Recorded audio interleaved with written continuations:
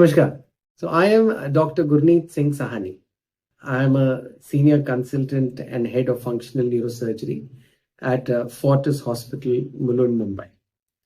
So आज मैं आपके साथ बात कर रहा हूँ एक बहुत ही इंटरेस्टिंग बट बहुत ही इंपॉर्टेंट टॉपिक पे, जिसे बोलते हैं एपिलेप्सी, हिंदी में मिर्गी का दौरा। तो ये एपिलेप्सी क्या है? What is epilepsy? So many patients, they come and ask me, sir, what is this epilepsy? So epilepsy is nothing but seizures या fit या convulsions या मिर्गी का दौरा अगर रेगुलरली लोगों को आ रहा है तो उस बीमारी को हम बोलते हैं एपिलेप्सी।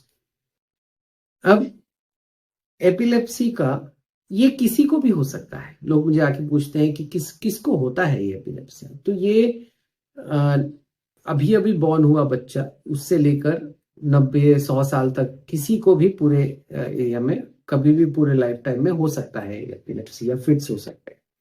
एपिलेप्सी के कई कारण होते हैं।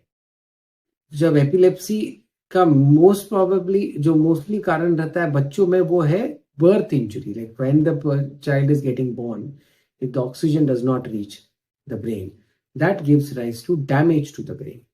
ब्रेन में प्रॉब्लम होती है जब जन्म के टाइम पे, अगर खून वहां ऊपर ना पहुंचे या ऑक्सीजन ना जाए, उसकी वजह से एपिलेप्सी के फिट्स आने शुरू होते हैं। ब्रेन में कभी ब्लीडिंग या कुछ और कारण हो, ब्रेन का ट्यूमर हो, तब एपिलेप्सी होता है। लेकिन ये सिर्फ हमें 30% लोगों में समझता है। 70% में हमें एपिलेप्सी का कारण नहीं पता चलता कि ये शुरू क्यों हुआ। मतलब जब एपिलेप्सी शुरू होता है तब उसका ट्रीटमेंट करना बहुत जरूरी है।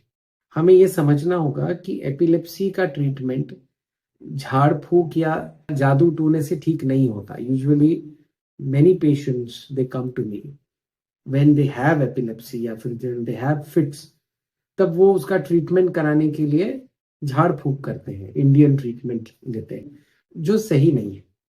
एपिलेप्सी का ट्रीटमेंट मेडिसिन के साथ कंट्रोल में हो सकता है। एपिलेप्सी के लिए दवाइयां शुरू होती हैं और दवाइयों के साथ वो फिट्स को हम कंट्रोल में लेके आ सकते हैं। अब बहुत सारी दवाइयां होती है, ये आपके न्यूरोलॉजिस्ट ही आपको या न्यूरोसर्जन ही बताएंगे कि कौन सी दवाइयां शुरू होगी। कई पेशेंट्स में एक दवाई शुरू करने के बाद फिट्स बंद हो जाते हैं, लेकिन कुछ पेशेंट्स में हमें ज्यादा दवाइयां लगे। अगर हमें 2 या 3 दवाई से ज्यादा लगे तो फिर हमें उसको तब फिर हमें ऑपरेशन की जरूरत पड़ सकती है। ये ऑपरेशन हम तब करते हैं जब कंट्रोल में एपिलेप्सी नहीं आए। तो बस मुझे एपिलेप्सी के बारे में इतना ही बोलना था। इससे डरिए नहीं, ये ठीक हो जाएगा। ठीक।